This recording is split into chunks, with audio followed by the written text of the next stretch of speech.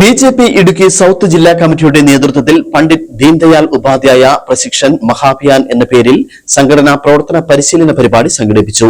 BJP സംസ്ഥാന secretary advocate Pandalam Prathapan പരിപാടി ഉദ്ഘാടനം ചെയ്തു. ബിജെപി ഇടുക്കി സൌത്ത് ജില്ലാ കമ്മിറ്റിയുടെ നേതൃത്വത്തിലാണ് 2 ദിവസം നീണ്ടു നിൽക്കുന്ന സംഘടനാ പ്രവർത്തക പരിശീലന പരിപാടി സംഘടിപ്പിച്ചത്.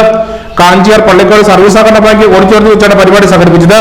ബിജെപി സംസ്ഥാന സെക്രട്ടറി അഡ്വക്കേറ്റ് പന്തളം പ്രതാപൻ പരിപാടി ഉദ്ഘാടനം ചെയ്തു. രാഷ്ട്രീയപരമായി ഒരുപക്ഷെ പിണറായിയുള്ള